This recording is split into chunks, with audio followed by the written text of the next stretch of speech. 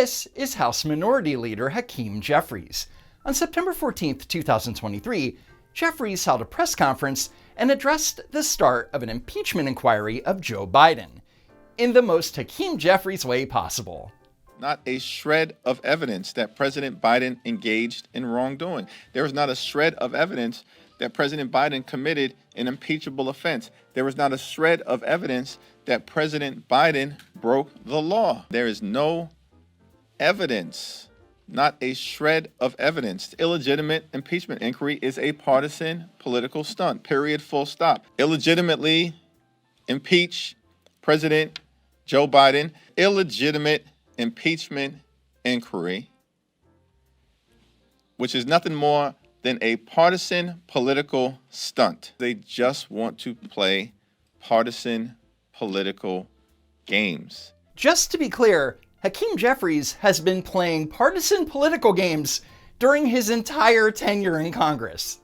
The American people deserve to know whether Donald Trump is either A, a legitimate president, B, a Russian asset, C, the functional equivalent of an organized crime boss, or D, just a useful idiot who happens to have been victimized by the greatest collection of coincidences in the history of the Republic. Congressman. So yeah, you can basically ignore anything and everything that the election denier with the annoying speech cadence says, because unlike the evidence against President Donald Trump that led to Crossfire Hurricane and the Mueller probe, there is actual evidence against Joe Biden that requires a legitimate investigation.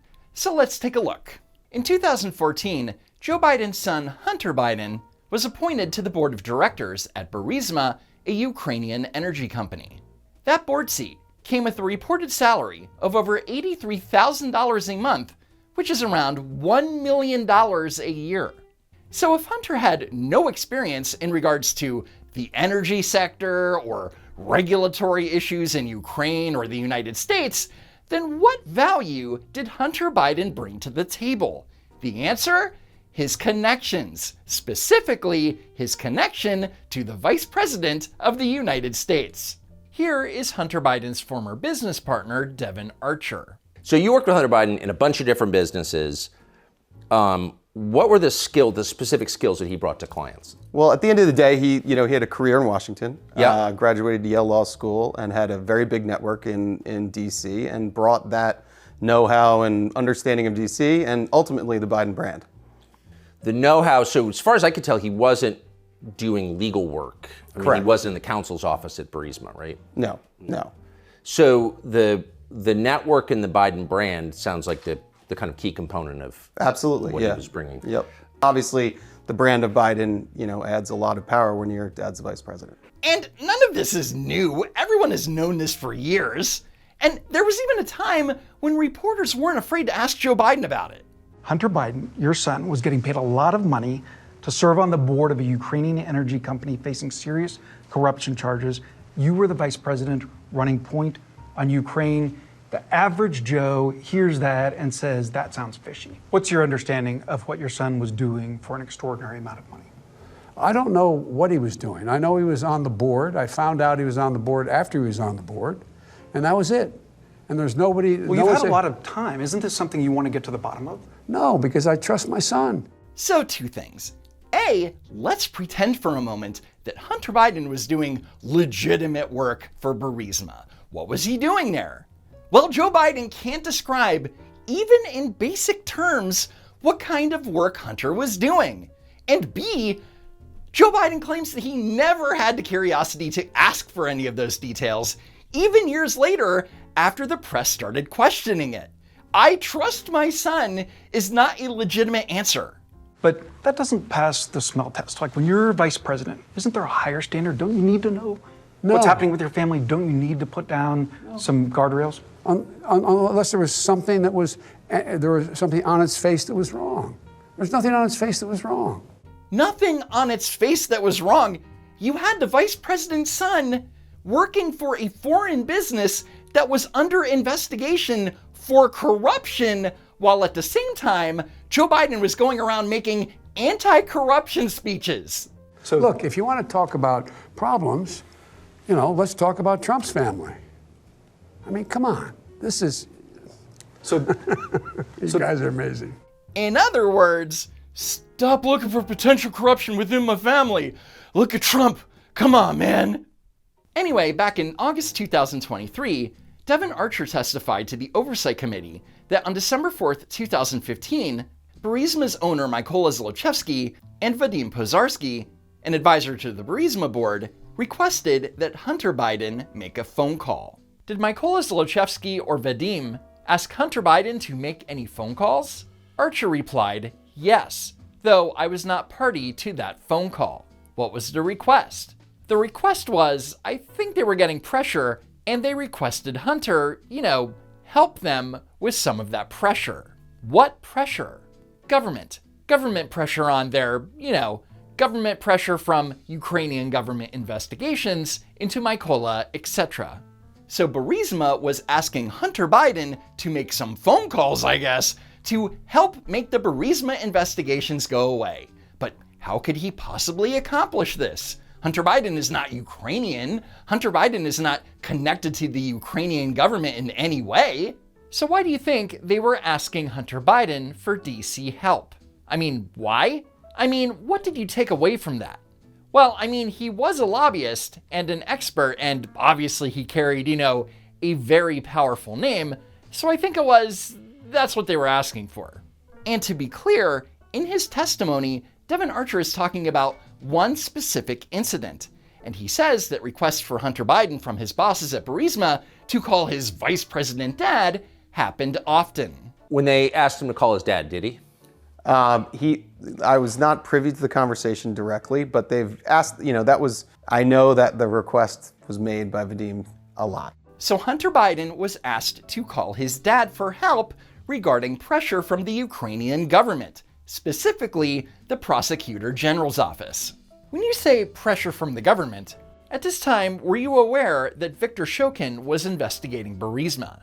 Archer replied, to the best I vaguely, whether it was Shokin, there was a lot of pressure initially. There was several pressure issues. It was kind of a theme of Burisma. And Shokin would be Viktor Shokin, who at the time was the Prosecutor General of Ukraine. Shokin was investigating Burisma and its owner.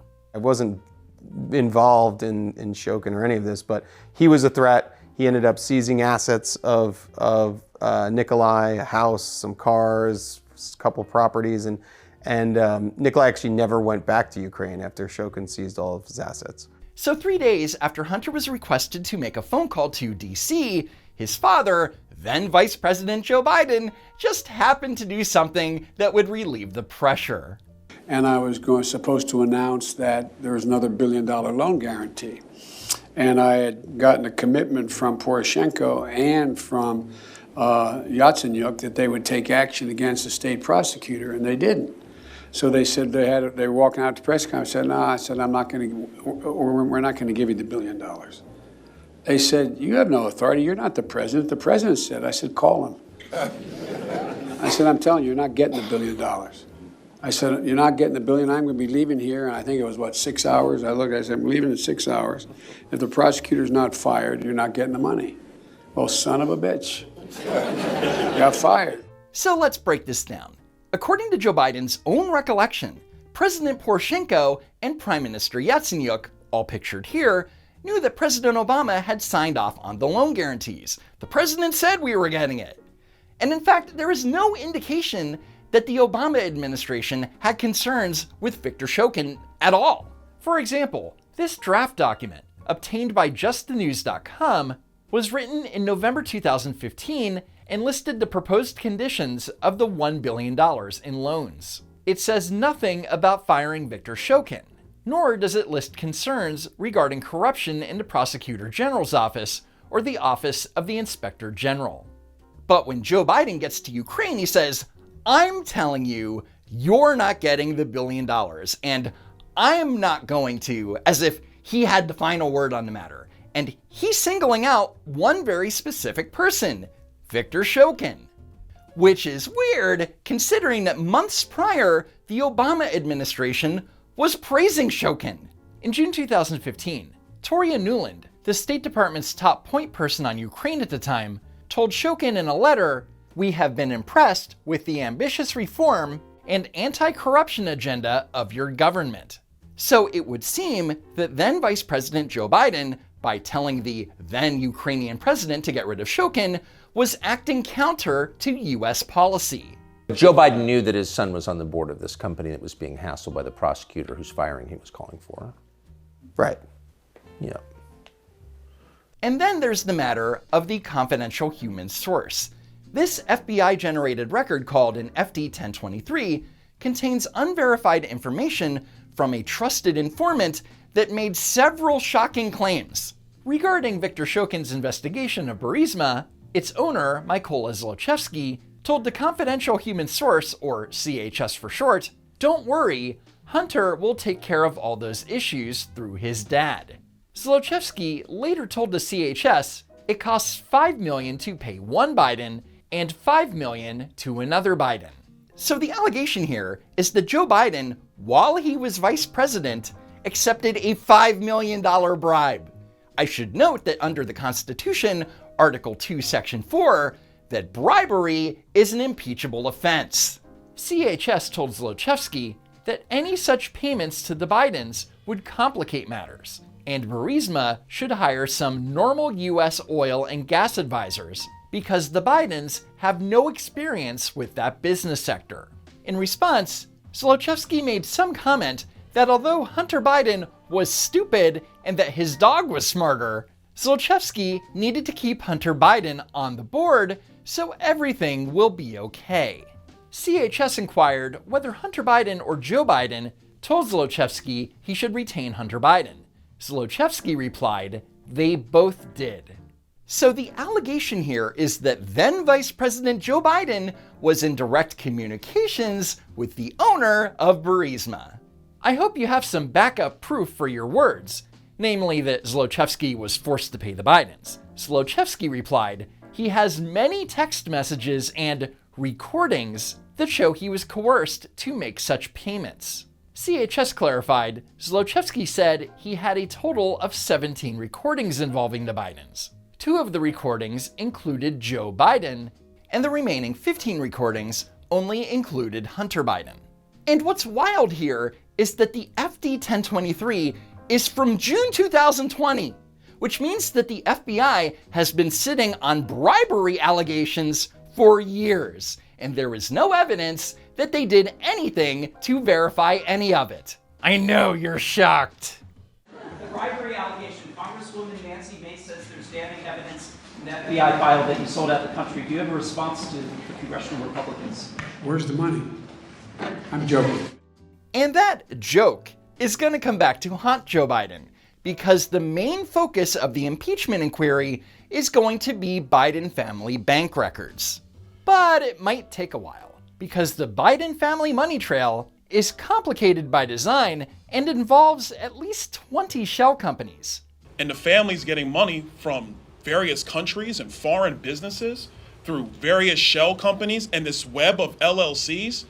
I mean, guys, you in the press, this is easy pickings. I'm giving you Pulitzer stuff here. And access to Biden family bank records could show just how much Joe Biden benefited from the family's foreign influence peddling, not to mention uncovering evidence of that alleged $5 million bribe from Burisma.